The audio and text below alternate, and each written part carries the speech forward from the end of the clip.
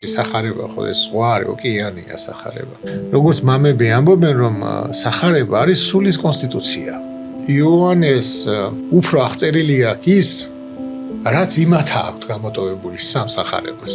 და იოანემ თქვა იესოზე, აჰა ტარიგი ღვთისა. და ეს ორი მოწაფე გაყვა. ეს ადგილი სახარების იკითხება მართლმადიდებლობის ზეიმის დღეს. მამებმა დაამტკიცეს, რომ ხატი არ არის კერპი, კერსა და ხატ შორის სხვაობა ის არის, რომ აი ეს ქანდაგებ, ეს არის კერპი.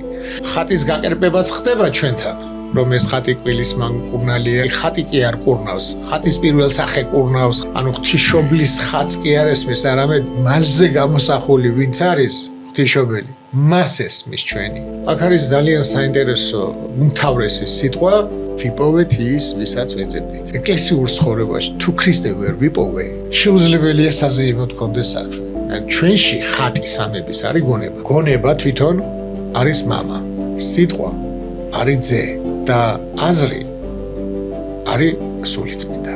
ქრისტე რასაც ამბობს, თუ სულით არ გაიგე სულიწმინდით, ამას ვერაფრით არ გაიგებ. აი ესო მოუბრუნდა და ეუბნება მათ, რას ეძებთ? ეს კითხვა მომწონძალია. ყოველთვის გვისვამს. რას ეძებ? მოგესალმებით დროების YouTube არხზე. გვიხარია თქვენთან შეხვედრა. განმოგრძობთ გადაცემათა ციკლს მამა დოროთეს ამბიონი, რომელსაც უძღვება მამა დოროთე არქიმანდრიტი დოროთე ყურაშვილი. კიდევ ერთხელ მადლობა მას ამ ძალისხმევისთვის და ჩვენ ახლა დავიწყეთ იოანეს სახარებას მიხედვით ცალკეული ეპიზოდების მოთხრობაც და მისი განმარტებებით. დღევანდელი ჩვენი საუბარი ამ მხრივ ძალიან საინტერესო მონაკვეთს ეძღვნება, ემთხვევა შეგვიძლია ასეც ვთქვათ და სანამ დავიწყებთ უშუალოდ საუბარს ანამ კიდევ ერთხელ მადლობა მინდა გადაგიხადო ჩვენი მხარდაჭერისთვის, გულშემატკივრობისთვის, გამოხატული რეაქციისთვის, ემოციებისთვის და შეგიძლიათ კიდევ უფრო აქტიურად გამოხატოთ თავად YouTube-ზე, რამდენადაც ალგორითმისთვის აქვს ამას ძალიან დიდი მნიშვნელობა. შეგიძლიათ მოგწეროთ თქვენი შეკითხვები, თქვენი სურვილები, ჩვენ დროთა განმავლობაში ვეცდებით მას აუცილებლად გამოვეხმაუროთ. გამოვიწერეთ ჩვენი გადაცემები, მოიწონეთ და გაუზიარეთ სხვა ადამიანებს. დავიწყოთ მამა დოროთე იოანეს სახარება. მოგესალმებით კიდევ ერთხელ. მივესალმები ჩვენს მაყურებელს, ჩვენს მსმენელს, ჩვენს ერთგულ მსმენელს უკვე შეგვიძლია გითხრათ, თქვათ, იმიტომ რომ ნამდვილად გყავს ერთგული მსმენელი.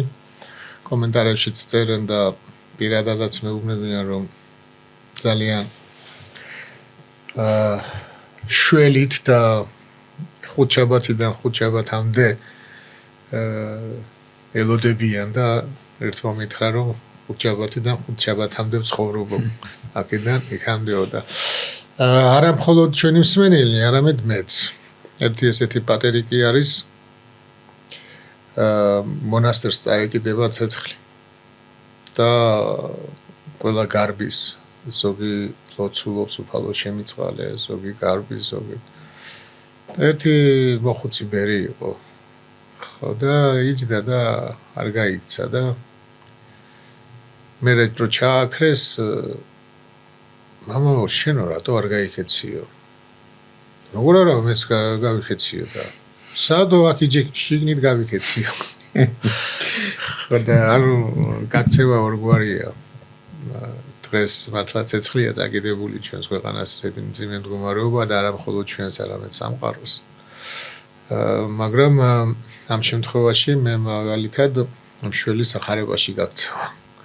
მთელი ეს კვირა მეც ხუთშაბათიდან ხუთშაბათამდე ვარ გაქცეული სახარებაში.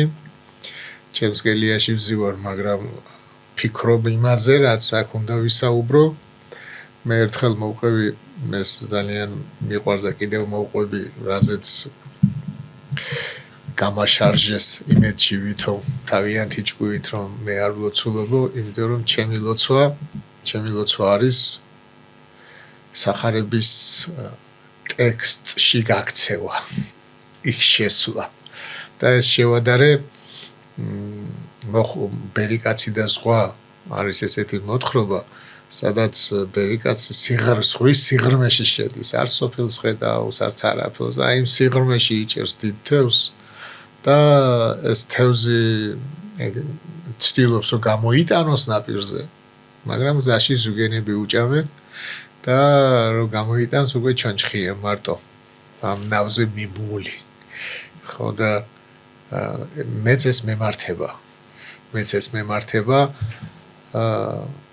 და იქ რო შევდივარ იმ ზღვის სიღრმეში სახარება ხო ეს ზღვა არის ოკეანეა სახარება. ამ სიღრმეში რო შევდივარ ძალიან დიდ რაღაცებს ვიჭერ. დიდი საუბარია ჩემსა და ღმერთს შორის, მაგრამ აქეთ მარტო ჩონჩხი გამომაგ და ეხლა რასაც ყვები ესე ჩონჩხია. იქ უფრო დიდი სიღრმეა, მაგრამ მსმენელისთვის კარგი იქნება რომ ამ ჩონჩხს გაყვეს თვითონაც იმ სახარებაში და თვითონაც შევა იმ ზღვის სიღრმეებში, სადაც დიდი აზრები და ცნობიერება მოიპოვება. რა შეეხება დღევანდელ ჩვენს თემას. დღევანდელი თემა არის იოანეს სახარების პირველი თავის დასასრული და ეს არის მოწაფეების არჩევა და მეორე თავის დასაწყისი არის კანას გალილეა. ანუ ქორწილი კანას გალილეაში. ამ ორ თემაზე მინდა ვისაუბროთ და პირველი არის ეს როდესაც ქრისტე გამოეცხადა ისევ იოანესთან მოვიდა და იოანემ რო თქვა აჰა ტარიგი ღვთისა. ეს არის აქ მეორე დღე წერია, მაგრამ ეს არ არის ნათლობიდან მეორე დღე. როგორც ვიცით, იოანეს ნათლობის შესახებ თვითონ იოანე მახაროვლოს გამოტოვებული აქვს. ქრისტეს ნათლობაზე არ ამბობს, მაგრამ აქ ისე იწყებს რომ იოანემ თქვა რომ მე ვიხილე მასზე სული და დავამოწმე. ამას ეუბნება და აი მეორე დღეს გამოჩნდა და აჰა ტარიგი ღვთისა. ხო და ეს იმიტომ არ არის ნათლობის მეორე დღე, რომ სხვა სახარებებში წერია რომ როგორც კი ნათელი იყო უფალმა, როგორც კი წყლიდან ამოვიდა და როგორც კი სული გადმოვიდა მასზე, სულმა ის წაიყვანა უდაბნოში 40 დღე სადაც მარხულობდა, სადაც მარხვა გარნიშნავს იმას რომ რაღაც საჭმელს არჩევდა, შიმშილობდა, ანუ საკვებს არ იღებდა მხეცებთან ერთად, ანუ უდაბნოში იყო მარტო, განმარტოებით და შემდეგ 40 დღის შემდეგ წერია რომ მოშივდა. აი ეს ამბავი გამოტოვებული აქვს და ჩვენ ვიცით რატომ აქვს გამოტოვებული რომ იოანეს უფრო აღწერილი აქვს ის რაც იმათა აქვს გამოტოვებული სამსახარებას. ხო და აი აქ ეს იოანეს რასაც ამბობს რომ ორი მოწაფე იდგა იოანესთან, როცა იოანემ თქვა იესოზე აჰა ტარიგი ღვთისა. და ეს ორი მოწაფე გაყვა. ეს იყო თვითონ და მეორე იყო ანდრია, ძმა პეტრეს. აი ეს სხვას არ უწერია. და რადგან ეს არ ეწერა და სხვას რაც ეწერა ეს გამოტოვა და დაწერა ის რაც სხვას არ ეწერა, ამით ავსებს სახარებას, ავსებს იოანე. რა თქმა უნდა სხვას უწერია ისეთაც წერს, ხო, იმიტომ რომ მაინც ქრისტეს ცხოვრებას აღწერს და ახაც ნახავთ იმას რაც სხვასაც უწერია. მაგრამ უფრო წერს ისე როგორც თვითონ დაინახა. და ამიტომ ეს აი ეს სახარება, ეს ადგილი სახარების იკითხება ეკლესიაში მართლმადიდებლობის ზეიმის დღეს. ანუ მარხვის პირველი კვირა არის მართლმადიდებლობის ზეიმი. მართლმადიდებლობის ზეიმი ნიშნავს მართლმადიდებლობის გამარჯვებას. ნუ იქ წერია ისტორია რომ ხატმებრძოლებზე რომ გავიმარჯვეთ, ნიშნავს იმას რომ მამებმა დაამტკიცეს რომ ხატი არ არის კერპი და ხატმებრძოლები რომ ხატმებრძოლობა ნიშნავდა რომ ხატი კერპია და არ არის საჭირო. ეგეც პოლიტიკური იყო, მაგაზე თუ ისე მე ხატებზე რო ვისაუბროთ, იქ შეგვიძლია ამაზე საუბარი.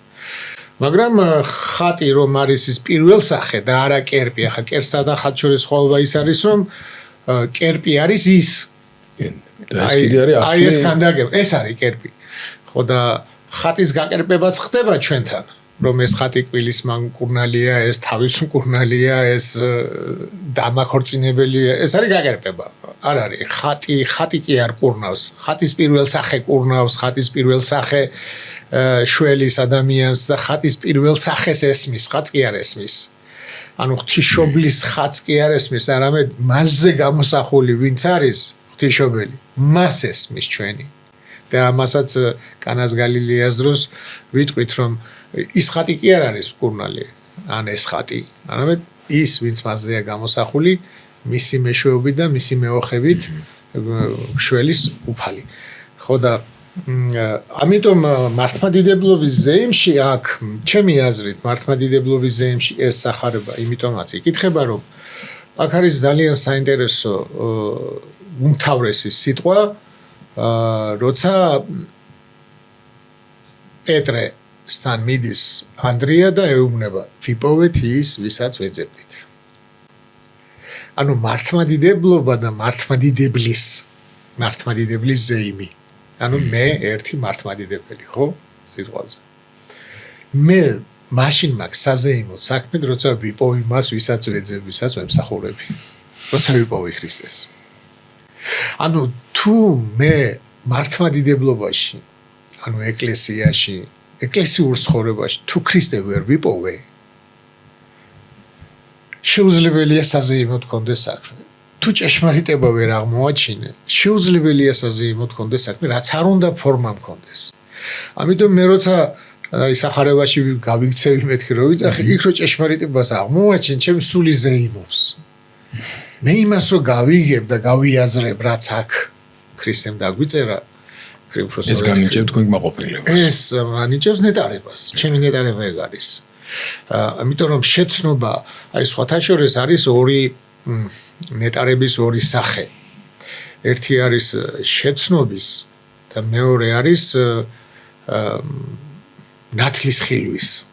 პრაქტიკული გამოცდილებითი მოღვაწე მამები ამბობენ ამაზე, აი სიმონ ღვთისმეტყველი ნათელს როგორ შემოდის მაშინ ნათელი და როგორ წინდება და როგორ არის თვითონ ნათელი და ნათელში. და ეს მართლა ესე ხდება, მაგრამ სახარებაში არის ეს აღწერილი. და ეს არის ფერისვალების ნათელი, როცა ფერისვალების მთაზე ეგრეთ წოდებული იხილეს თაბორის მთაზე ნათელი, ხო? და მეორე არის შემეცნებითი თკბობა.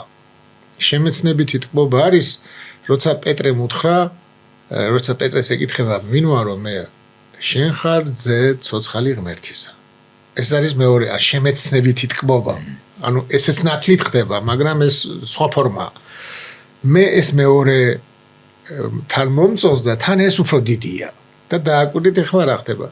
როდესაც პეტრემ იხილა ფერისცვალებაზე ნათელი, ისეთ რაღაცას ამბობს, ძალიან საინტერესო რაღაცას ამბობს, განარამეთ ცუდს ამბობს, რომ აქო სამი კარავი ავაშენოთო, ერთი შენთვისო, ერთი მოსესთვის, ერთი ელიასთვის, ანუ ამ ორის გაშვება არ უნდა, ისეთი ნათელი იხილა, ისეთი თკბობა აქვს, მაგრამ მისი ცნობიერება ვერ წდება, რომ ქრისტე არ არის იმისთვის მოსული, რომ პეტრესთვის იქ თაბორზე სამი კარავი გააშენონ და პეტრემ უყუროს და ტკბებოდეს მისი იმით და დამკვიდრდნენ და ხალხი კიდე გამოუხსნელი დარჩეს, ხო? ანუ ამიტომ არის იცოდა რას ამბობდაო პეტრე. ანუ იმდენად დიდი ტკბობაა, რომ ბავშვით ხდები, არ იცი. მაგრამ ეს ტკბობა ცოდნას არ განიჭებს. აი ეს ნათელთან ზიარება ცოდნას განიჭებს ძის ნათელთან ზიარება. აი ძის ნათელს რო ზიარები, ეს არის შემეცნება. სახარება, ეს არის ძის. მე ვიცი, რასაც საუბრობ. მე ვიცი, ქრისტე ამბობს. და აი რაც ქრისტემ იცის, იმის ცოდნასთან ზიარება, ეს არის შემეცნებითი ტკბობა. და ტკბობა სულიერი, ტკბობა გონებრივი და ასე შემდეგ, რომელიც ადამიანს ანიჭებს უდიდეს ნეტარებას, ხო? და ეს და სხვათა შორის, აი თვითონ ეს ქრისტესგან არის, ახლა მე რასაც ვამბობ, ეს თვითონ ქრისტემ პეტრემ რო უთხრა გავაკეთოთ სამი კარავიო, წამოდიო უთხრა. არ უპასუხა. წამოდიო. და როცა უკითხა მე ვინ გონი ვართო თქვენ და რო უთხრა შენ ხარ ძე ცოცხალი ღმერთისა. ბედნიერი ხარო, ნეტარი ხარო შენ პეტრე. ანუ ამაზე შეაქო, შემეცნებაზე შეაქო. და არა ნათლისღებაზე, ანუ შემეცნებაზე. შეაქო და უთხრა რომ ეს მამამ გამოგიცხადა და ბედნიერი ხარ, იმიტომ რომ ეს არიცი შენ ხორცსა და სისხლსაგან ნიშნავს ამ მიწიერი გაგებით კი არ გაიგე. ღმერთმა გაგაგებინა. თან ის ცოდნა გაქვს, რომელიც ცოდნაც მიწაზე არ არის.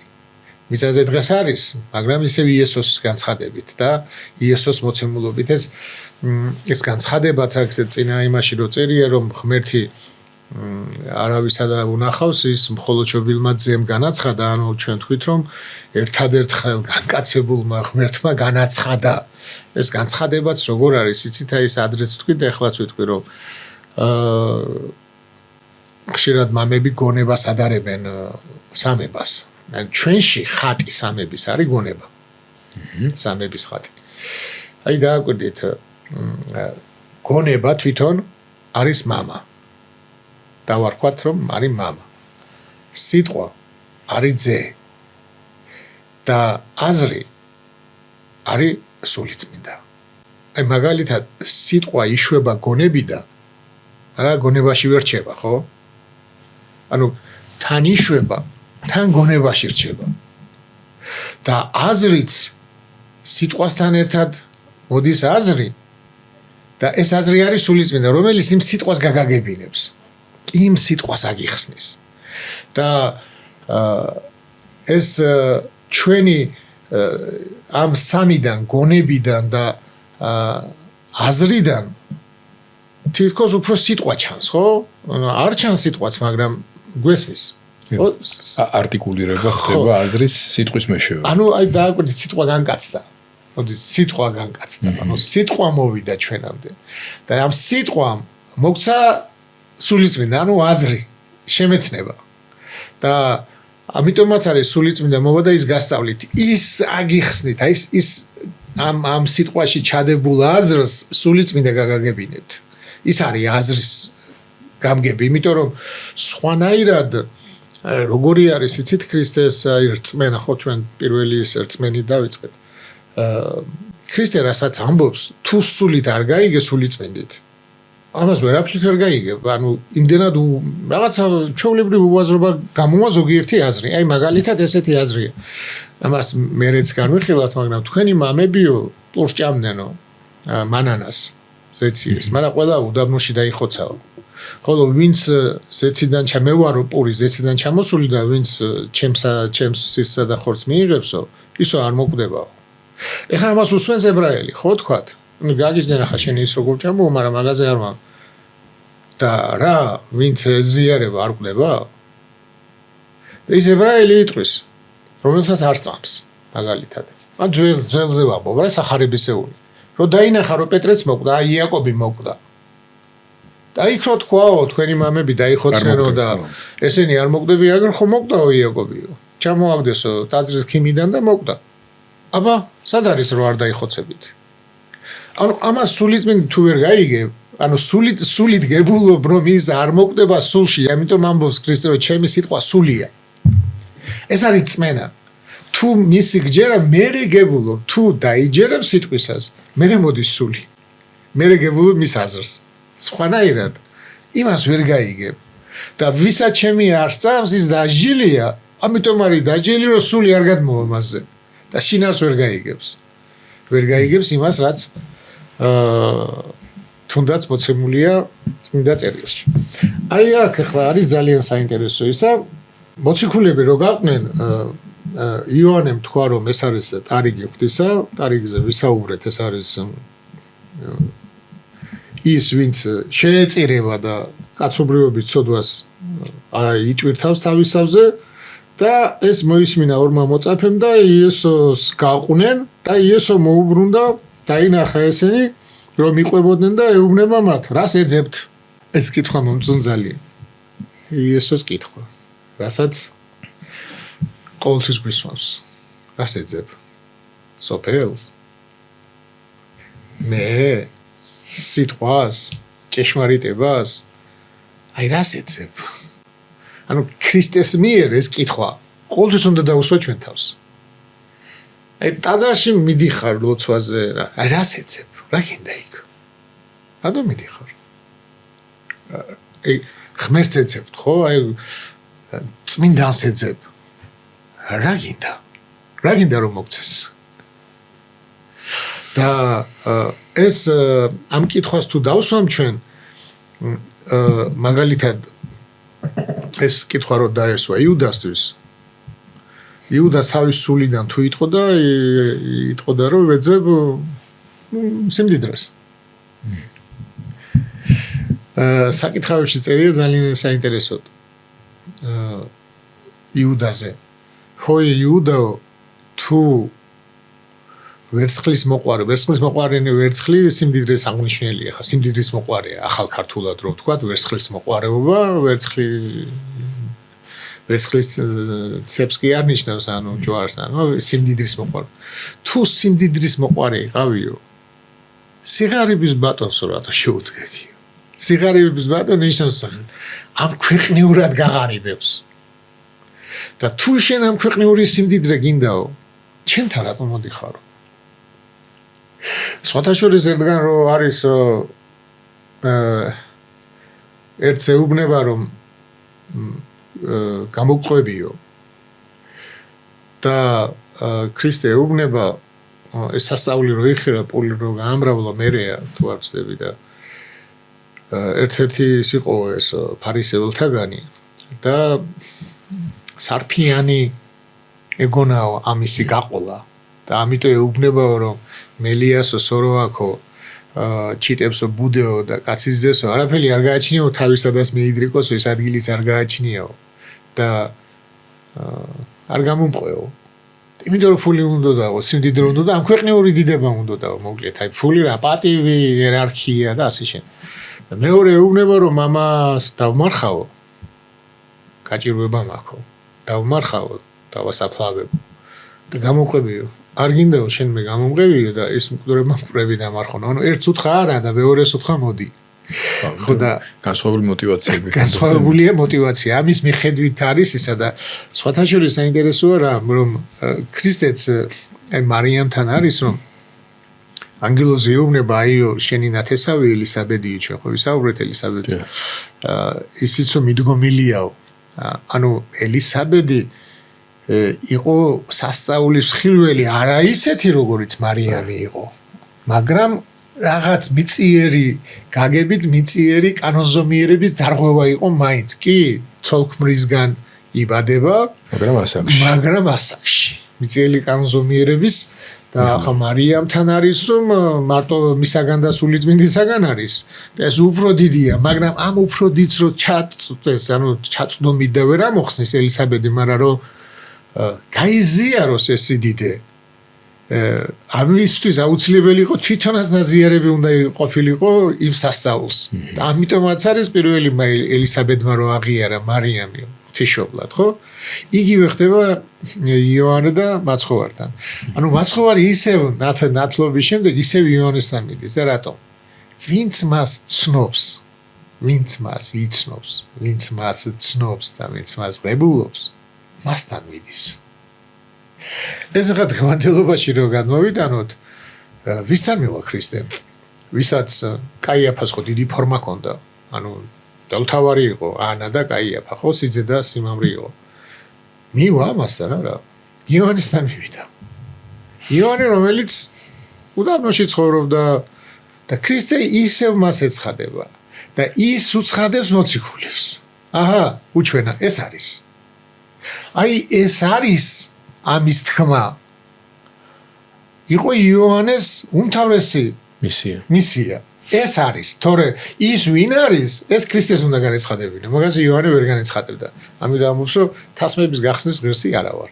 და იოანეს ეცხადება დღესაც იგივეა ადამიანი ვინც ელოდება მას ვისაც უნდა მისი შეცნობა მასთან მიდის და ვინც იტყვის ეს არის სწორი ეს არის ქრისტესი და ეს მოციქულებს რომ უბრუნდება ეუბნებიან ეს რას ეძებ?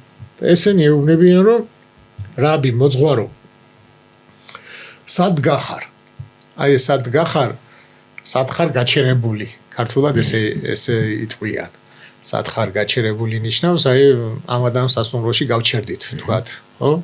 აქ გავჩერდეთ. როცა სხვაგან ხარ და ისო აქ სხვაგან იყო. ეს მოკლედ როგორც კი იოანე გამოვიდა უდაბნოდან ხალხმა რომ დაიწყო მასთან მისვლა იქ იმას ვისაც ბიზნესის თავი ჰქონდა კარვები დადგა და კარვები საქირავებდნენ ამ ხალხს ხო ღამე გაჩერებული იყვნენ მაშინ არ იყო ხა ესე ხალხს არ ქონდა ესე მივიდა და წამოვიდა ესეთი საშუალება შორიდან მიდიოდნენ და ერთ-ერთ კარავში იყო გაჩერებული მაგრამ ხა სულიერად ესო ისა როცა ეძებ სად ახარ აეძებნა სად ხარ შენ ჩვენ ესე ვამბობ სად ხარ უფალო ვისთან ხარ სად გიპოვო როცა აი მრევლი ხო მიდის ტაძარში სიტყვაზე და თუ ეტყვი რომ ტაძარშია ნუ არ არის ტაძარში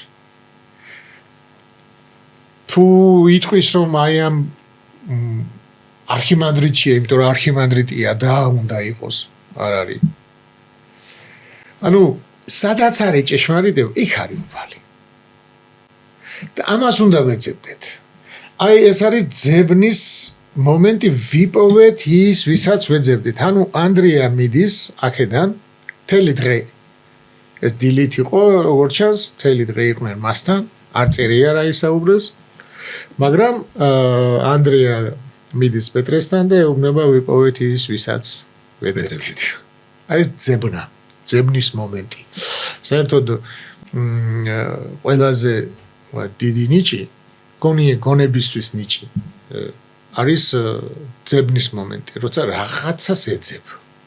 იცი რას ეძებ, მაგრამ გინდა იპოვო სად არის ის. ეს არის ვინც აკაკუნებს განიღება. კაკუნი ეს არის ძებნა. მაგრამ ამ კაკუნის მომენტში არის ძალიან საინტერესო, უნდა იცოდეს სად დააკაკუნა. ის კარი უნდა მოძებნო. მაინც სანამ დააკაკუნებ, ის კარი უნდა მოძებნო. რომელ კარში უნდა დააკაკუნო? და აი ეს ძებნის უნარი არის ჩვენ წინ წავიკითხეთ კიდევ იმასაც განმარტავ ისევ მადლისა წილ ეს მადლისა წილ ძებნის უნარი შემეცნების უნარი არის მადლი რომელიც მოგმადლა ღმერთმა ხატება ჩვენი და აი ამ ხატებით ანუ ჩვენი ძებნის უნარით ჩვენი შემეცნების და ჩვენი გააზრების უნარით უნდა მიგვეღო ის უმთავრესი მადლი რომელიც არის ღმერთი ღვთის სიტყვა და ღვთის სული ანუ ჩვენ გვაქვს უნარი გონება ეს მონიჭებულია მადლი ორნაირად გაიგება ერთი არის ის რაც მოგვანიჭა უფალმა და რაც ჩვენია მაგრამ ჩვენია იმიტომ რომ მოგცა ხატება ყველასია გჯერს არ გჯერა ღმერთის თუ არ გჯერა ღმერთისგან მოცემულია და შენია ხატება არის მოაზროვნებითობა და აი ამ მოაზროვნებითობით უნდა გაარკვიო ღმერთის სიტყვა რომელიც მოვიდა იმას რომ მიიღებ აი მაშინ გეძლევა მადლი რომელიც არის თავად ღმერთი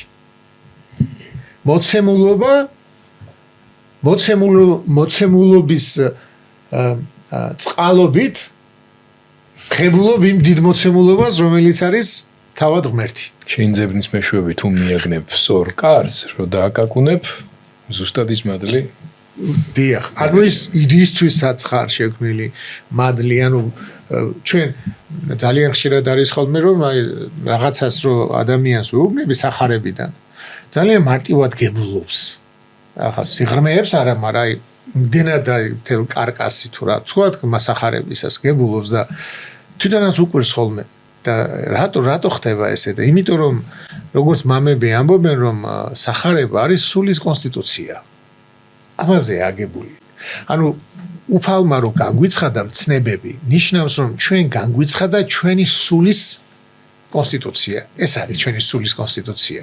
ანუ ხატება ეს არის, ამაზე აგებული ჩვენი ხატება, იმის შეცნობაზე, რომ ჩვენ ეს შევიცნოთ და ამით ჩვენში იმკვიდრებს ის, ვინ ჩვენ შეხვდა. და ეს არის მადლისა წილ, მადლის სანაცვლოდ შემეცნება და ეს არის ძიების მომენტი. და როდესაც იპოვი ამას აგერ პეტრეს ეუბნება და პეტრე მირბის მაცხოვართან. და ანდრია მიიყვანა პეტრე. და მაცხოვარი ეუბნება შეხედა მას იესომ და უთხრა შენ ხარ სიმონი. ანუ ეუბნებ ვინ არის ხო არ იცნობს პირველი შეხვედრა არ იცნობს მას. ანუ უცხადებს უკვე როცა საერთოდ აი წინასწარმეტყველი ძალიან საინტერესო ის არის სიტყვა. ჩვენ შემდეგაც გვიქნება მაგაზე საუბარი, მაგრამ წინასწარმეტყველი ქართულში არ ამბობს იმას, რაც არის წინასწარმეტყველი. წინასწარმეტყველი ქართულად ჟღერს იმას, რომ აი წინასწარ რაღაცა წინასწარ გეუბნება იმას, რაც მოხდება.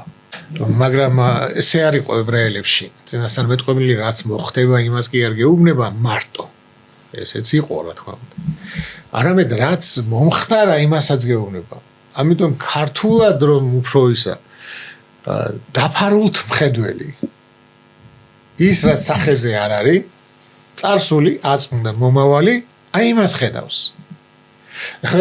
ეს არის წინასწარმეტყველებს, ამაზე სიტყვი რომ წინასწარმეტყველებს. იმიტომ რომ აი სამარიტელ დედაკაცს ეუბნება, სამარიტელი დედაკაცი ეუბნება რომ როცა ეტყვის წადი და შენს ქმარს დაუძახეო, ის ეტყვის რომ არ ამყავსო, მართალს ამბობო, ხუთი ყავდაო, ეხლაც რო ყავს ისიც არ არისო შენიო. ანუ რაც მოხდა იმას ეუბნება და სამარიტელი დედაკაცი ეუბნება ხედავ რომ წინასწარმეტყველი ხარო. აი ხა წინასწარ ხო არ უთქვამს რომ ხუთი ქმარი გეყოლება. არა. ყავდა, ანუ წარსული. ამიტომ წინასწარმეტყველება ნიშნავს დაფარული, რაც მან წესით არ უნდა იცოდეს, ის იცის. და ამით უკვე პირველ შეხვედრაზე პეტრეს ეუბნება რომ მე გიცნობ შენ. რასაც მოსეს ეუბნება რომ მე შენ გიცნობ სახელით. აქ თავის სახელს ეუბნება. ანუ მოსეს რაც უთხრა ღმერთმა გიცნობ მე შენ სახელით, იმას ეუბნება პეტრეს. ოღონდ ძალიან მარტივად. შენ ხარ სიმონი. იონა წერია, მე მგონი იონას ძე იყო. დამირიდან შენ გერქვევა კეფა. რაც თარგმანით ნიშნავს კლდეს პეტრეს. ანუ პეტრე არის ბერძნულად და კეფა არის ანუ ეს სახელი არის საერთოდ ებრაელებში ძალიან დიდი მნიშვნელობა ჰქონდა სახელს. სახელი შინარს გამოხატავდა და სხვათაშორის ებრაელებს თითქმის ყველას ჰქონდა ორი სახელი. შეიძლება სამიც. ადამიანს ბავშვს არქმევდნენ სახელს თავისი წინაპრებიდან იქიდან რომ გაიზრდებოდა აი რა ტიპაჟიც იყო იმ სახელს არქმევდნენ წინდაცვეთის დროს. არა, შემდეგ კიდე.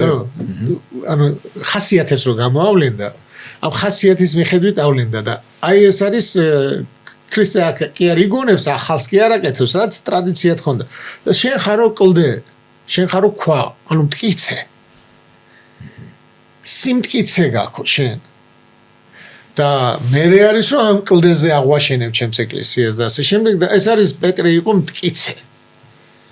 და სიმტკიცის ნიშნად დაარქვა მას კეფა, ანუ ებრაულად კეფა, ბერძნულად პეტრე. და ამის შემდეგ არის მიდის იესო პოულობს ფილიპეს და ანდრიას ქალაქიდან იყო ისი პეტრეს და მათი მეგობარი როგორც ჩანს და უთხრა მას რომ გამომყევი. და ფილიპე მიდის ნათანაელთან და ნათანაელს ეუბნება რომ ჩვენ ნახეთ ის ვიპოვეთ ის ვიზეც დაწერილია ჯულში მოსე და წინასწარმეტყველების მიერ იესო იოსების ძე ნაზარეთიდან. და ნათანაელი ეუბნება რომ ნაზარეთიდან რამ განასიკეთე შეიძლება იყოსო და გალილეას ქალაქია. და უთხრა მას ფილიპე, წამოდი და ნახე. შენ თვითონ ნახე. აი ესეც არის ძალიან საინტერესო სიტყვები.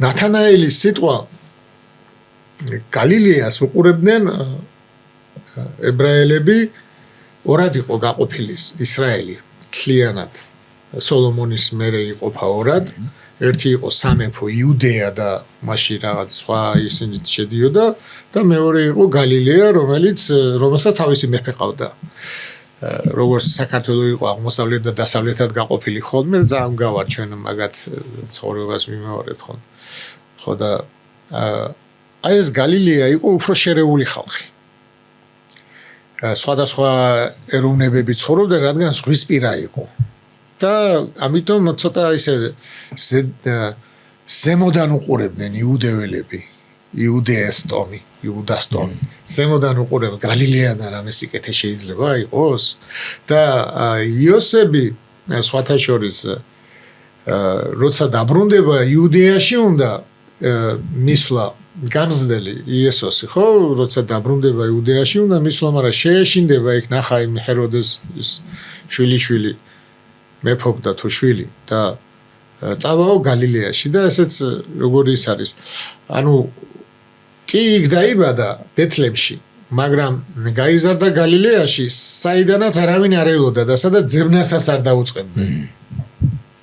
არ დაუწყებდნენ იმიტომ რომ იქ და მას ამბობს განაიქიდან შეიძლება რამე სიკეთე იყოს ეს მისი მოხერხებულობაა იოსების და ამავდროულად იქიდან სიბრძნეს არელიან და ძალიან ხშირად არის ამ ჩვენს მდგომარეობაში ჩვენს ქვეყანაშიც და საიდანაც არელია სიბრძნეს იქიდან მოდის სიბრძნე გალილეიდან არელია და იქიდან მოვიდა სიბრძნე იქიდან მოვიდა ჭეშმარიტება იქიდან გამოეცხადა ისრაელს იუდეას და ფილიპე როგორც კი გამოყვება მაინც გამოყვება და ეს სიტყვებია მოდი და შენ ნახე აი ეს ძალიან საინტერესო არის რომ ადამიანს რომ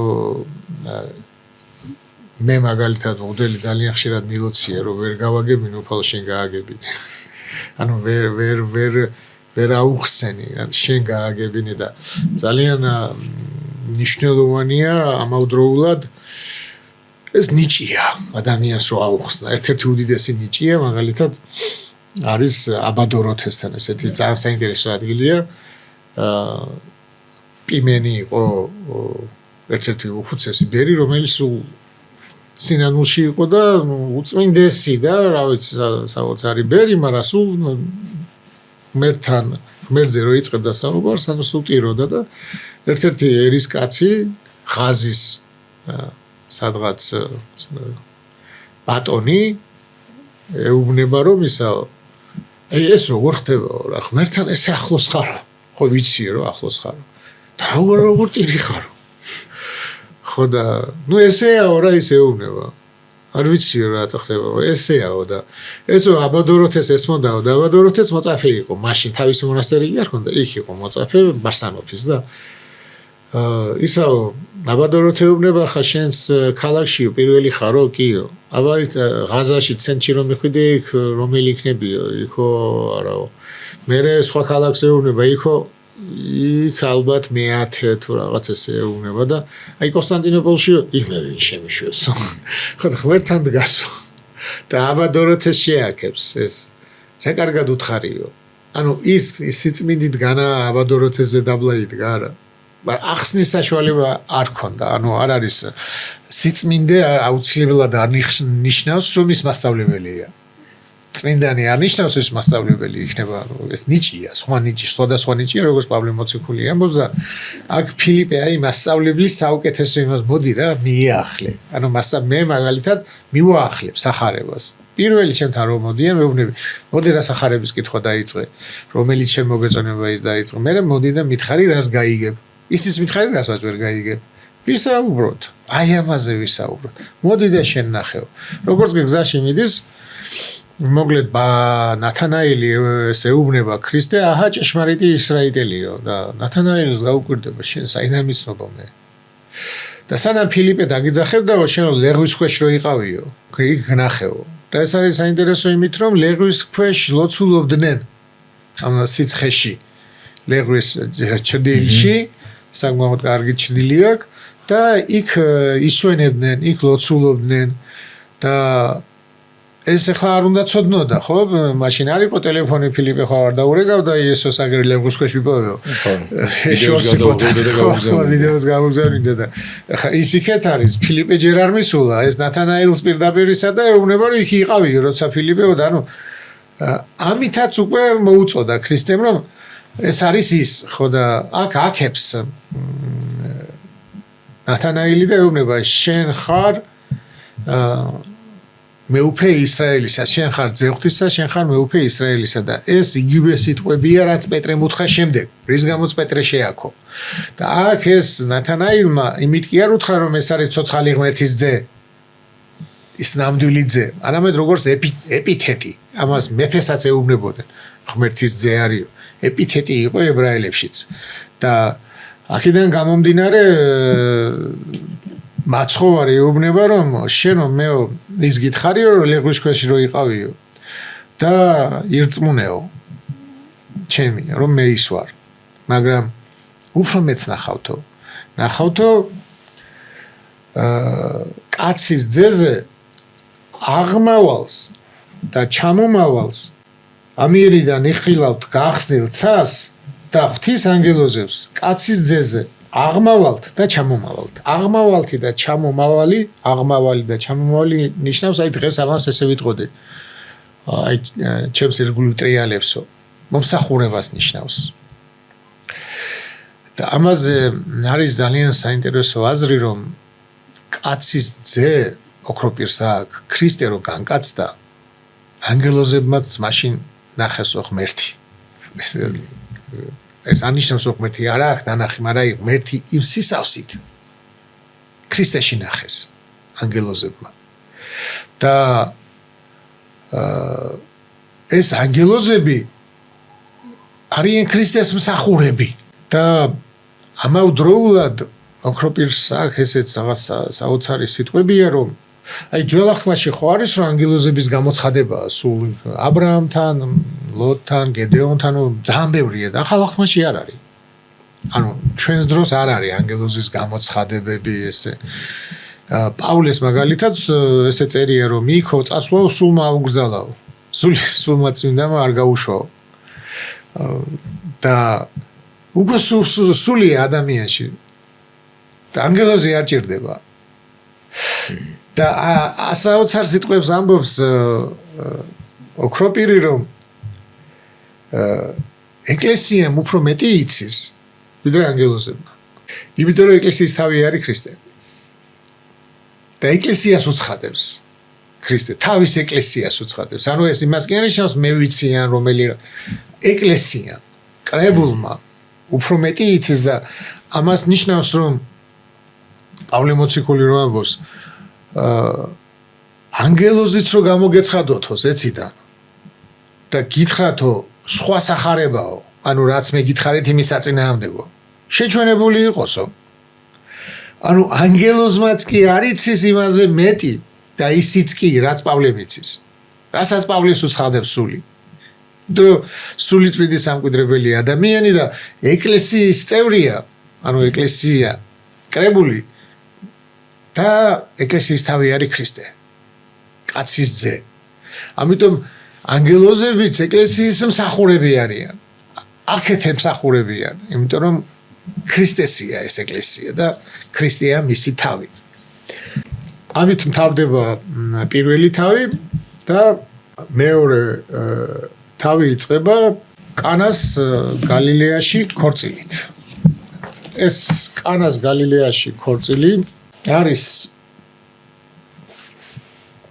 პირველი სასწაული, როგორც იოანე ამბობს, რომელიც ქმნა უფალმა განცხადებულად. და კანას გალილეაში ესე წერია რომ იესოც იყო დაპატიჟებული. და დედამისი მარიამ იქ იყო. ქორწილში იყო დაპატიჟებული. ხო, ქორწილში იყო დაპატიჟებული. და ესეთი აზრი არის მართლმადიდებლობაში მიღებულია, რომ ეს სიმონი იყო იოსების ძე. ანუ მისი გამზდელი შვილი იყო ხორცი. კი. ერთ-ერთი მისი ძე სიმონ და მისი ხორცილი იყო. ამიტომ თავს იდევს ღვთისმშობელი რომ ღვინო მოაკლდათ. ანუ როგორც დიასახლის ისე განიცდის იქაური მას. დახმარებაოდა ხო და როდესაც ღვინო დამთავრდება ქრისტესთან მიდის და ეუბნება ღვინო არა აქვთ.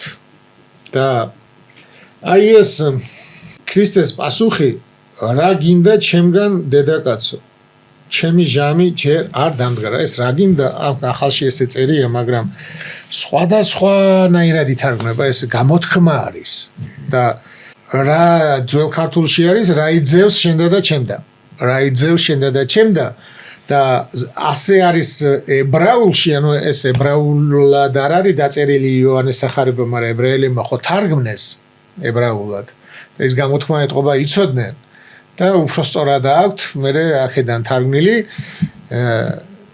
მე და შენ ეს რატომ უნდა გვაღელვებდეს ანუ რა შენი და ჩემი საქმეა რა ჩვენი სადარდებელი ხო აი ჩვენი ის არ არის ეს საქმე ხო და უფრო ეს არის რა გინდა ჩემგან ეს ცოტა უხეშია ვაშკარად მე რო სამი კითხავს ვეც მოხდრია უფრო უხეშია ეს ჩვენი ის არ არის ესო და თან ჩემი დრო ჯერ არ დამდგარაო და ეხლა აქ როგორი რაღაცა არის რომ ოქროპირი ამბობს და ბევრი მამები ეთანხმებიან რომ ეს იყო პირველი სასწაული თვითონ იოანეც ამბობს განცხადებულად მაგრამ აი ღვთისმშობლის დარწმუნებულობა აი ამ პასუხს გაცემს და ღვთისმშობელი კი არ შორდება მსახურებს ეუბნება რასაც ის დღეს გააკეთეთო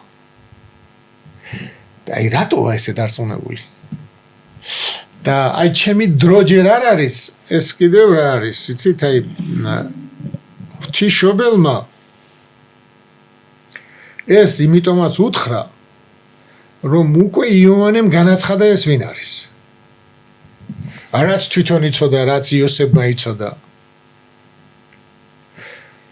ხო არ ამბობდნენ მალავდნენ აი 12 წლის რო დარჩება ტაძარში მე და მამაშენი გეძებთ და აი ქრისტე რო ეუბნება განა არ იცითო მე მამა ჩემის სახში უნდა ვიყოვო ხო და არაფერს არ ეუბნებიან და წაიყვანენ ანუ ეშინიათ განცხადების მალულად შემოვიდნენ ანგელოზმა კი უთხრა დაბრუნდიო მაგრამ იხო ჰეროდე ეძებდა მოსაკლავად და ბავშვობაში სასწაულების კეთება რო დაეწყო გამჟღავნდებოდა და თან საშიში იყო მშობლებისთვისაც ანუ ხონდა დაეცვათ აი მაგალითად რო დაიკარგა ეძებდნენ მაგრამ ქრისტეს სრულ უფლებიანი ანუ უკვე მასწავლებლის წლოვანებას რომ მიაღწია 30 წელს და მეტს იქ უკვე ღვთისმშობელი მაგას არც ეძებს სად მიდის როგორ მიდის ეს მისია უკვე მისი მოქმედებაა მაგრამ ბავშვობაში ეს რო გააკეთოს საფრთხეში ჩააგდებს მაგათაც ღვთისმშობელსაც და ყველას. ამიტომ მას ხილულად არაფერი არ გაუკეთებია. ყურანში წერია იუდას სახარება არის ესეთი ცნობილი, ანუ ბევრია სახარებები, რომელიც არ არის სახარება სინამდვილეში. თითქოს იუდამ დაწერა რა, ესეთი სახარება ნიკოდიმოსის და ასე შემდეგ, თომას სახარება. არ არის ესენი სახარებები, მაგრამ ადრე იცოდნენ, რომ ესე წერდნენ და მიაწერდნენ რომ რაღაცა მოციქულს რომ გამრავლებულიყო და იქ წერია იმ იუდას სახარებაში ეს ამბავი რაც ყურანშია გადატანილი. ანუ ყურანში ამბობს რომ ყურანი იესო შენ რომ ქვიშაზეო ჩიტი დახატეო და სული რომ მიეციო და რომ გაფრინდაო ის შენ კი არ მიგიციეო სული ალახმა მიცაო. იუდას სახარებიდან არის ესა, მაგრამ ეს არ არის სწორი. ანუ ეთყობა მაგი ქონდა წაკითხული და გავრცელებული იყო, მაგრამ იესოს ესეც სასწაულებს, თან სათამაშო სასწაულებს არ აკეთებდა. მაგრამ აქ არის ახლა ერთი მომენტი, რომ აი მე მაგალითად მაეჭვებს ის, რომ რაღაც საოცრებას თხოვს. ღვთისმშობელი. მაგრამ ახლა საოცრება ღვინო წყალი, ანუ ღვინო არა და საიდან მოიტანს ხო ღვინოს? ის პურის გამრავლებაც ნანახი არ აქვს. არაფერი, ხო? მაგრამ რაღაცას ნაზიარები იყო, მე ესე ვფიქრობ. არ ვამტკიცებ, მაგრამ საოჯახო არაგანცხადებულად არამედ იქ რომ აი მოგვები რომ მივიდნენ, ოქრო რომ მიუტანეს, ეს, მაგრამ ამის შესაძლებლობაში რაღაცა ღვთისმშობელმა იცოდა, რომელსაც არ აცხადებდა. და არ არის განცხადებული, მაგრამ რაღაცა იქნებოდა.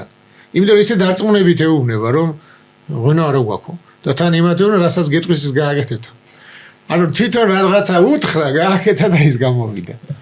რაღაცა ხდება ესეთი და ეს არის ძალიან საინტერესო, რომ აი მაგალითად მე ვამბობ, რომ ღვთისმშობელმა რა დაგვიბარა, რა გვითხრა მამამ, ძეზე. ფერიცვალებაზე არის, რომ ეს არის ძე ჩემი საყვარელი, მაგისი ისმინეთ. რა გვითხრა იესოს დედამ, რასაც ის გეტყვით, ის გააკეთეთ. ის არის ისმინეთ, ის ხო სიტყვის მამა. და ხა ღვთისმშობელმა განკაცებული ღმერთი შვა, მაგრამ ახლა ღმერთის დასაბამი ღვთისმშობელში ხო არ არის. ღმერთის დასაბამი იქ არის, ანუ იესოზე ესე არის ნათქვამი, რომ როგორც ღმერთს ყავს მამა და არ ყავს დედა და როგორც კაცს ყავს დედა და არ ყავს მამა.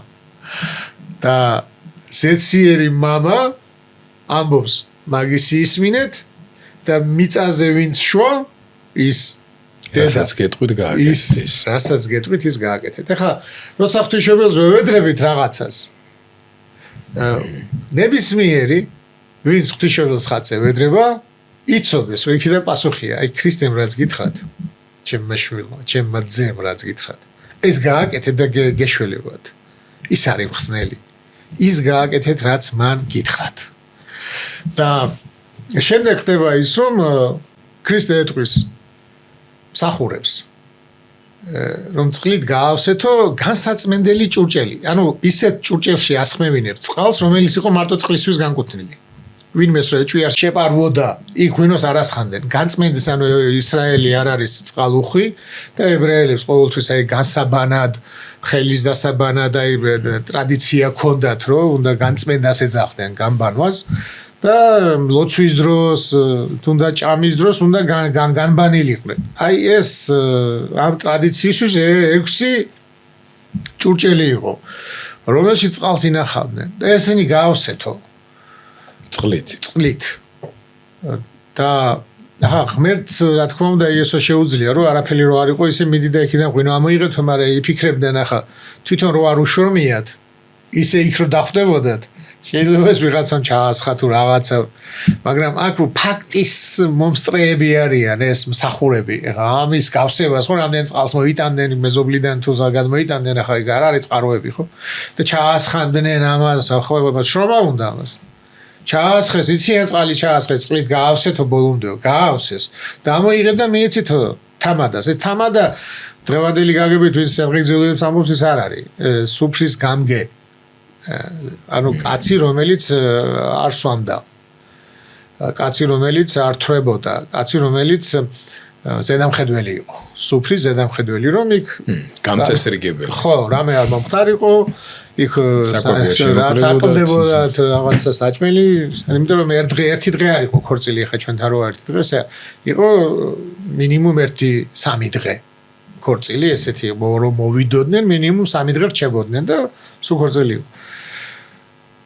და რომ იცემენ ამან არ იცის ეს ამბავი და ეს უკეთესი ღვინო გამოდგა და სიძეს დაუძახაო და უთხრაო ყველა კაცო ჯერო კაი ღვინო გამოაქო და მე თუ შემოაგდაო მე ცუდიო და შენო კაი ღვინო შეგინახიო და ანუ ის ცუდი იყო ამასთან შედარებით რაც ქრისტემ წყლისგან მიცა და ამავდროულად ეს წყლისგან რატო აქცია ოქროპირსა ძალიან საინტერესო სიტყვები რომ ღმერთმა რომ დაისვენა მე-7 დღეს ნიშნავს რომ ღმერთი არაფრისგან უკვე არაფერს არ ქმნის, ანუ ყველაფერი ხო არაფრისგან შექმნა თავიდან წყალი მიწას და მე მიწისგან ხვნის ადამიანს, ადამიანისგან ევას. ანუ უკვე მასალას ამას იყენებს, არაფრისგანო უკვე არაფერს არ ქმნის, ანუ ქმნილიდან. ამიტომ კი არ გააჩინა ღვინო იესო, მაგრამ წყალი შეცვალა. წყალი არსებული, ასევე პურს რო აკურთხებს, კი არ გააჩინა პური. პური გაამრავლა. უკვე არსებული პური გაამრავლა და ანუ ეს არის პურის გამრავლება განსაკუთრებით ადამიანის და ღმერთის ერთობლივი სინერგია, რასაც ქვია. ადამიანის გამოცხობილი ხორბლები კი არ გაუჩენიათ, გამოცხობილი ადამიანის ნაშრომი ის გაამრავლა. ასევე წყალი რო ჩაასხეს იშრომეს, ეს გაამრავლა. და ასევე თქვათ მცირედი ქორწილის შესახებ და ეს ქორწილი არის პირველი სასწაული და ამავდროულად სახარება თვითონ სიტყვა არის სამხიარულო ამბავი. სამხიარულო ამბავი არის რომ ქრისტე ღმერთი განკაცდა. ეს არის, ეს უნდა ეხარებინათ. სამხიარულო ამბავი, სახარება, ევანგელია ამას ნიშნავს. და ეს სახარება, იოანეს სახარება, პირველი სასწაული, იწყება სიხარულით. ღვინო არის დავით მეფეს უწერია, რომ ღვინო ახარებს გულსა კაცისასა. ადამიანის გულს ახარებს, ის მარტო კაცი კი არ წერია, ანუ კაცი კი წერია, მაგრამ კაცი ორივეს მოიცავს, ქალსაც და კაცსაც. ღვინო ახარებს გულსა კაცისასა, სიხარულით დაიწყო. გაახარა, წყალი ღვინოდუქცია. და ეს გამოტოვებული ქონდათ. მოციქულებს არ დაწერეს. იმიტომ რომ ცოტა ისეთი მომენტია. აი ღვთისმშობელს რო ეუბნება რა შენი და ჩემი საქმეა ეს. თვალები არიან. თამადა ამბობს რომ სანამ დათრებოდნენ მანამდე მოგეტანაო ეს ღვინო. ანუ თვალები არიან, მაგრამ ღვინო დამთავრდა. კიდევ უნდათ იმათ. და რა გამოდის რომ ანუ ღვთისმშობლის თხოვნით რაც არ ჭირდებოდათ უკვე ისეთიც მისა ღმერთმა რა ქრისტემ რაც არ ჭირდებოდათ რაც ეს იმიტომ არ დაწერესო რომ სიმთვრალე და მემთვრალეობა რო არ წაექეზებინათ მოციქულებს ხო ანუ თვალებს კიდე ღვინო გაუჩნიათ რამდენი 6 რა ვიცი ნახევარი ტონა ღვინო ხო და ანუ ეს ეპიზოდი მარტო იოანეს ახარება მარტო იოანეს უწერია სხვაგან არ წერია და ეს ახლა იოანემ დაწერა 60 მაქსიმუმ ამბობენ 68 წელს ხო ანუ გვიან დაწერა და უკვე ქრისტიანობა გავრცელებული იყო და უკვე მისაღები იყო ანუ მე ვამბობ ესეთ რაღაცას რომ იოანეს სახარებას აქვს მინაწერი ესო ყველაფერი რომ დაწერილიყო მთელი სოფელი ვერ დაიტევდაო დაწერილ წიგნებსო თუმცა ეს ანიშნავს რომ წიგნებს ვერ დაიტევდა არამედ ნიშნავს აზრებს ვერ დაიტევდა რაღაცები გამოტოვებულია რასაც ადამიანი ვერ იტევს ანუ ცუდად გამოიყენებს მაგალითად ესეთები ბევრი უწერია იოანეს რაც გამოტოვეს რაღაცის განზრახ გამოტოვეს ხო და ამავდროულად აი ეს რა არის რა შენი და ჩემი ის არის საქმე ეს ახაც მე ვხედავ ესეთ რაღაცას რომ სიძე ხარ ხორცილი გაქვს ხალხს პატიჟობ და ღვინო ხო უნდა გათვალო რამდენი გეყოფა გათვალა მაგრამ შემოვაკლდა ხო და თითქმის არ ხდება ესე მით უმეტეს ღვინოსთან რა ღვინოს უფრო გათვლი მეტობით ხო ყოველთვის მეტობით და ამიტომ მე ვამბობ ესეთ რაღაცას რომ ის რაც ჩვენ უნდა გაგვეთვალა და გაგვეკეთებინა და რაც არა ღმერთის არამედ ჩვენი გასაკეთებელია იმაშიც გვეხმარება ღვთისმშობელი ღვთისმშობლის როლი არის ზუსტად ეს ანუ რა ჩავთვალოთ ესე რომ კაცო თვითონ უნდა ეზრუნა ღვინოზე ქრისტემ რო უთხრა თვითონ უნდა ეზრუნა ღვინოზე მე რა სტუმარი ვარ დაპატიჟებული ვარ და მე რა შუაში ვარო ხო აი ესეთი რაღაცა რო ვთქვათ რომ მაგრამ ღვთისმშობელმა უთხრა არა დავეხმაროთ ხო და ამიტომ არ დაუჯერა გამოდის რომ აი მოსემ რო უთხრა რომ არა უფალო მე სამომშალე მაშინო ნუ მოსპობ ამ ხალხსო ღვთისმშობელმაც ის კი არა რომ მივიდა და უთხრა სახურებს რასაც ის გეტყვით გააკეთეთ და ქრისტემაც აღუსრულა ეს პირველ რიგში ნიშნავს დედის სიყვარულს და პირველი სასწაულის დედის თხოვნას უკავშირდება პირველი სასწაულის დედის თხოვნას უკავშირდება რაც შეეხება ქორწინებას ქორწინება ქართულ უშასორედ ეკლესიურად ქორწინება ითვლება არის საიდუმლო ეხლა ქორწინებაში საიდუმლო არ არის ჯვრისწერა კი არ არის საიდუმლო ზოგჯერ ჯვრისწერას ეძახიან საერთოდ ქორწინებაა საიდუმლო და ეს არის საყოველთაო ეს არ არის მარტო ქრისტიანული საიდუმლო მთლიანობაში საიდუმლოა ქორწინება და აი საიდუმლოს ეძახიან ყოველთვის იმას რასაც ვერასოდეს ვერ ამოხსნი მაგალითად ზიარება საიდუმლოა ხო ანუ ხილულად ეს ქორწინება ორად იყოფა ხილული არა კაცი და ქალი უკავშირდება ერთმანეთს მაგრამ როგორც ბიბლიაში წერია რომ გაშორდება დედას მამა შეუერთება თავის სულზე გახდება ერთი ხორცი აი ეს ერთი ხორცი როგორ ხდება ამას შვილი გვაჩვენებს მაგრამ ეს შვილი როგორ იქნება აქ შეიძლება მეცნიერებამ გამოიკულიოს შვილის ფიზიკური სხეულის ჩასახვის ეს ყველაფერი აი სული საიდან მოდის ვერასოდეს ვერ დაამტკიცებენ ვერასოდეს ვერ გამოიკვლევენ სული როგორ იქნება ეს საიდუმლოა და საიდუმლოა ეს არა მარტო იმათთან ვინც ჯვარს დაიწერს ყველასთან და ამავდროულად საიდუმლოა კაცისა და ქალის ერთობაში ამ ერთობაშიც ეს როგორ იქნება არავინ არ იცის თუმცა არის ვარაუდები ეხლა ეს ვარაუდი არ არის დოგმატი დოგმატი ნიშნავს რომ რაც ქრისტემ განაცხადა რაც ვიცით ქრისტეს განცხადებულად ის ესეა მაგრამ აი სულზე არ განუცხადებია რახან არ არის განცხადებული ჩვენ ის არასოდეს არ გვეწოდინება რომ ვერ დავინახავთ ეს ერთი მაგრამ ვერც მიხვდებით როგორ ხდება მაგალითად მამები ამ საკითხს ეხება ბევრი მამა ეხება მაგრამ მტკიცებით ფორმაში არავინ არ ამბობს ანასტასი სინელი ისიც არ ამტკიცებს ვარაუდებს ამბობს და ამბობს რომ ესე ამბობენ მაგრამ არისტოტელემ თქვაო რომ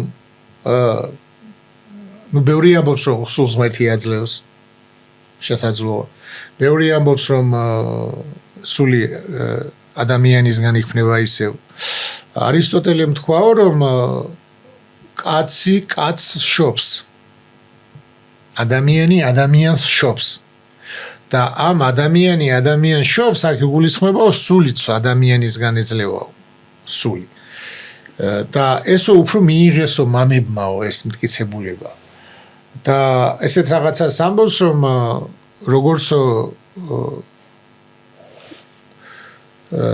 კაჟი და ეს აი კვესი რომ ნაპერწკალს იძლევა აი ასე შეერთების დროსო ეძლევაო ადამიანსო მაგრამ ეს ადამიანსო სული ანუ ჩანასახს მაგრამ ესეც არ არის მტკიცება ანუ ჩვენ ვერ ვიტყვით რომ ეს დოგმატია ეს არის ვარაუდები იმიტომ რომ რაც ჩვენ არ ვიცით იმაზე ბევრ რაღაცას ვამბობთ ესეც არის ეკლესიაში ესეთი რაღაცა რაც დოგმატი არ არის მაგრამ ესე ვწამს ესე ვჯერა და ამავდროულად ამბობენ დროსაც თუმცა ეკლესია არ ღებულობს რომ აი ამ დროს ეძლევა სული მაგალითად ანასტასის სინაიდელი ამბობს მე 40 დღეს ვიღაცა ამბობს 3 თვეს 6 თვეს არ არის ეგ მიღებული ფორმა იმიტომ რომ ამან ცუდი რაღაცები გამოიწვია შემდეგ რაც შეეხება ბავშვის მოშორებას იმიტომ რომ ეგ არავინ არ იცის ის რა მომენტია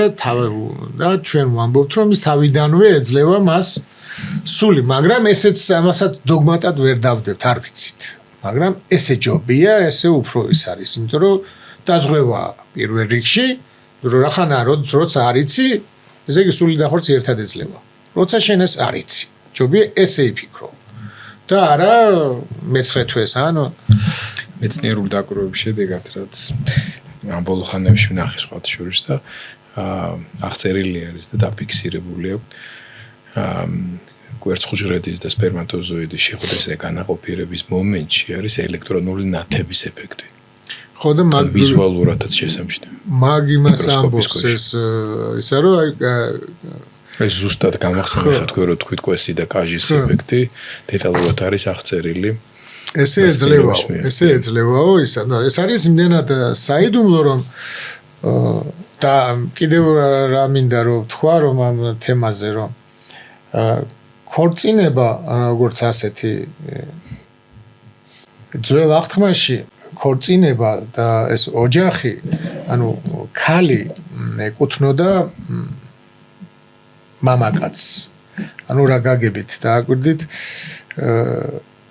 ქრისტე როცა ამბობს რომ ვინც თქვენ ამბობთ რომ წერილი მიეცითა და გაუშვითო მოსემ გვითხრაო და შენ რა სიტყვიო ქრისტეს ეუბნებიან და ერთი შექმნაო ადამიანს ერთი შეუქმნაო და ანუ დაიწუნა რა ცოლის გაშვება ახალის მოყვანა და ასე შემდეგ ხო და მაგალითად კაცი ხო წინ დაიცვითებოდა ქალი არა ანუ ნათლობის წინაწესი ხო არის ეს წინა დაცვეთა წინაწესი ანუ სახე ხო და ეს ამ ნათლობას ქალი არღებულობდა ის თუ ებრაელს მიყვებოდა ესე იგი მასთან ერთად ქმართან ერთად ცხონდებოდა ქმარი აცხონებდა მას ამიტომ ძალიან საინტერესო არის რომ როდესაც მათე მახარებელი წერს რომ ვინც დატოვებს დედას მამას ძეს ან ასულს იქ არ წერია ვინც დატოვებს ცოლს მათესთან მეხუთე საუკუნიდან საერთოდ სახარების აქეთ-იქეთ გადატანა დაიწყეს ბიზანტიაში. ძალიან ცუდია ეს რომ გააკეთეს. ანუ რახან ლუკასთან ეწერა, მათესთანაც ჩაწერეს. ახლა ჩვენ სახარებაში წერია, ვინც დატოვებს ცოლს. და რახან ლუკასთან ეწერა და გამოტოვებული ჩათვალეს რომ გამოტოვებულია და ლუკადან გადმოიტანეს და ცოლი ჩაწერეს ახაც. მაგრამ რო არ ჩაეწერათ უკეთესია. ახალ თარგმანებში ხა არ წერია და რატომ? იმიტომ რომ მათ ეწერდა ებრაელებს. და ებრაელებს ქრისტემ ცოლის დატოვება აუგზალა. იმიტომ რომ ისიც მორწმუნე იყო. ისიც ღვთის იყო. ვინ შენთან იყო? ამიტომ წარმართებს მაგალითად დაუწერეს რომ ვინც დატოვებს ცოლს, მარკოსაც უწერია. დედა, მამა, ცოლი. ლუკასაც უწერია. დედა, მამა, ცოლი. იმიტომ რომ წარმართებში თუ მოიქცეოდი და ცოლი არ გამოყვებოდა ამ გზაზე, ქრისტეს გზაზე. და ხელს თუ გიშლისო პავლე მოციქულიო, მაშინ დატოვებო მარტო თუ გიგრძალავსო. ქალებს ეუბნება, ანუ ქმარი თუ გიგრძალავს, წარმართია და ქრისტიანობას თუ გიგრძალავს, მაშინ შეგიძლია დატოვო. თუ არა და იქნებ შენი ცხონდეს. და აქ კიდე ქორწინების იმაზე დატოვება არ შეიძლებოდა ებრაელებში, იმიტომ რომ ისიც მორწმუნეა. და ამიტომ აი ხშირად ამბობენ ხოლმე რომ ეს მოციქული სიმონი და ეს კანას სიმონი ერთი და იგივეა. სიმონ მოშურნეს რო ეძახიან. ერთი და იგივეა და ვიღაცები ამბობენ რომ ესო არ არისო სწორიო, იმიტომ რომ მაშინო ქრისტემ რა გამოვიდაო, ქორწილი აკურთხაო და მე მოციქულად ცოლ-შვილი დაატოვებინა და მოციქულად წაიყვანაო. ხო და ეგ კითხვაც არ არის სწორი, იმიტომ რომ არც ერთ მოციქულს არ ევალებოდა ცოლის დატოვება. პავლე მოციქული ამბობს რომ მე და ბარნაბას არ აყავსო ცოლი, თორე ყველა მოციქულზე ცოლი ყავსო და დაყავთო ქადაგებაზე. ქალებს უქადაგებდნენ პეტრეს ცოლი მაგალითად. მარტო პავლე იხსენებს რომ არსად არ წერია, მაგრამ ქალებს ისინი უქადაგებდნენ. ის უცხო იმაში მოციქულების მეუღლეები. და ქრისტეს არ უთქვამს რომ ის ცოლი დატოვე და ისა თუ ცოლი და ქმარი ერთად არიან ღმერთთან და ერთ გზაზე არიან. იმისი დატოვება არ შეიძლება. არ არის მიზანშეწონილი. ქართულ ჩვენს ესე ვთქვათ ცხოვრებისეულ პრაქტიკაში ესე ვთქვათ ჯვრის აყრის გარკვეული პრაქტიკა არსებობს, ხო? გაყრის დროს მიმართავენ ხოლმე ეპისკოპოსმა უნდა მიცეს თვალშთები ნებართმა კურთხევა ამასთან დაკავშირებით და ეს რამდენად გამომდინარეობს ასე ვთქვათ სახარებისეული სწავლებით. მე კარგი კითხვაა, ეს ძალიან პრობლემურია ნუ ხალხში. ბევრს აინტერესებს უბრალოდ პრობლემა ეს არის, რომ ბევრს აინტერესებს რა ხდება და ეკლესიაც დიდად ამაზე პასუხს არ იძლევა. მართალი გითხრათ. ეხლა ჯვრის აყრა ეს არის სახალხო, ანუ ჩვენი ადამიანური ტერმინია, თორე არა ეკლესიური, სახალხო ტერმინია. ჯვრის აყრა ტერმინოლოგიურადაც. თუმცა ჯვარცმა ჯვრის წერა უქმდება, რა თქმა უნდა, მაგრამ იმასთან ოჯახი უქმდება უბრალოდ. აი ჯვრის აყრა არ არსებობს, არამედ არსებობს ქორწინების უფლება. ახალი ქორწინების უფლება. აი მაგალითად დაქორწინდა წყვილი და მოხდა რაღაცა და დაიშალნენ. რომის ეკლესია დღესაც არ უშვებს მეორე ქორწინებას. კათოლიკურ ეკლესიაში არ არის მეორე ქორწინება. მაგრამ მართლმადიდებელ ეკლესიაში იმთავითვე ეს დაშვებულია სისუსტიდან გამომდინარე. და პავლე მოციქულიც ამბობს ამას, რომ თუ ქრივია და თუ გათხოვება არ უნდა, ანუ ვიღაცას გათხოვება შეუძლია და ყოველ შემთხვევაში ჩვენთან მიღებული არის ის, რომ ადამიანი რო არ დარჩეს და უფრო უარეს სოდვაში არ ჩავარდეს, ამიტომ ყველას ყავდეს თავისი და როცა ერთი არ შედგება, მეორე ქორწინება მას შეუძლია და მიღებულია მართლმადიდებელ უნივერსიტეტში მესამეც. მაგრამ ეხლა როგორ ხდება, რომ როცა გაეყრებიან ერთმანეთს, ერთი თუ დაქორწინდა, ჯვარი დაიწერა თუ არ დაიწერა, დაქორწინდა, ხო ვიღაცა. ამ მეორეს იქ მისვლა არ ჭირდება. უკვე არ ჭირდება, იმიტომ ეს ოჯახი დაშლილია. აი მაგალითად თუ ცოლი გათხოვდა, ყოფილი ცოლი თუ გათხოვდა და კაცი დარჩა, მას ის ცოლი რომც გამოთხოვდეს მიღების უფლება არ აქვს. ანუ რჯულის კანონით გათხოვილის უკან მოbrunება არ შეიძლება. თუ გათხოვდა ის ხალი, უკან არ უნდა დაიბრუნოს ქრისტიანმა და სხვათა შორის ისლამში პირიქით არის. ისლამში თუ არ გათხოვდა, მანამდე უკან მოbrunება არ შეუძლია. ხო, ეს ამბავი წერია იქ ისტორიაში, რომ ალი და მუჰამედის ის იყო.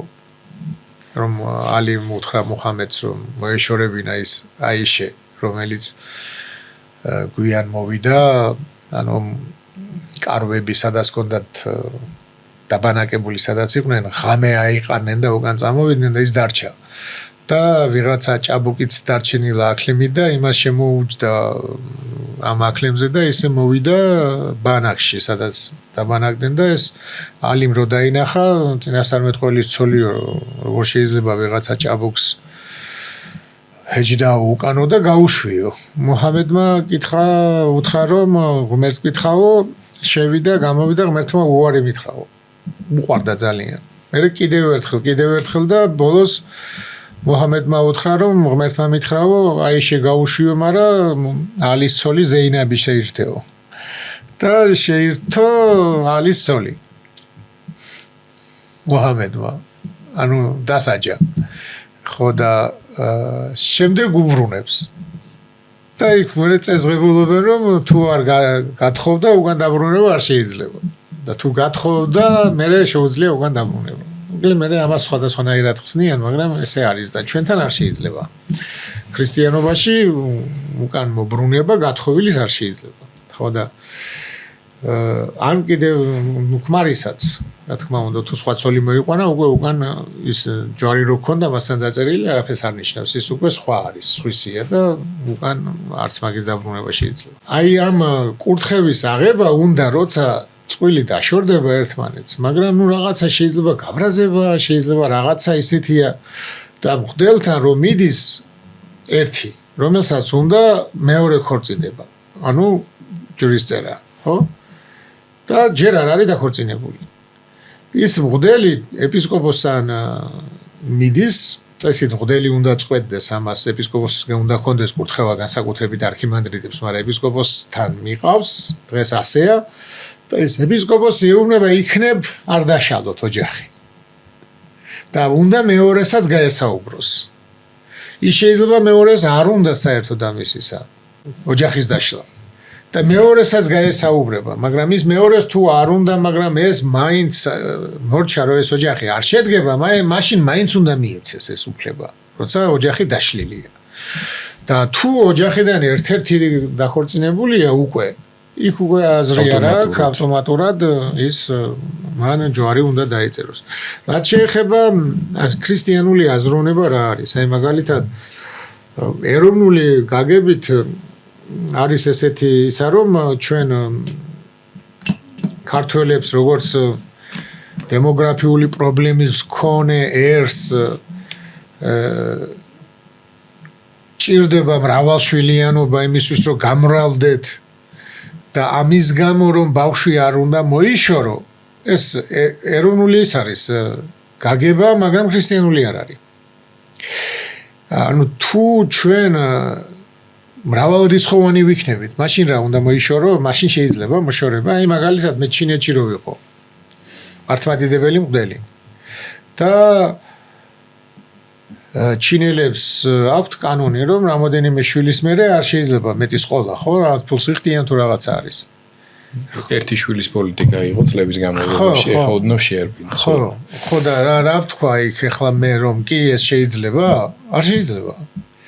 ანუ კანონი და ეროვნულობა და ქრისტიანული ცნობიერება ყოველთვის არ ემთხვევა ერთმანეთს. კი ეს დადებითია, რომ ჩვენ ნახან მცირერიცხოვანი ვართ, ამიტომ უნდა გამრავლდეთ და სასურველია და ასე შემდეგ, მაგრამ არა ამის გამო მარტო. 12 მილიონი რო იყო და 30 მე მოდელმა მაინც უნდა თქვა რომ ეს არ გააკეთოთ. იმიტომ ადამიანი უნდა დაიბადოს, სიცოცხლე უნდა დაიბადოს ამის გამო და არა იმის გამო რომ როგორც ასეთი მცირერიცხოვანი ვარ და მრავალრიცხოვანი გავხდეთ. კი ეს სრული მეც მაქვს, მაგრამ ეს უფრო ეროვნულია ვიდრე ეკლესიური.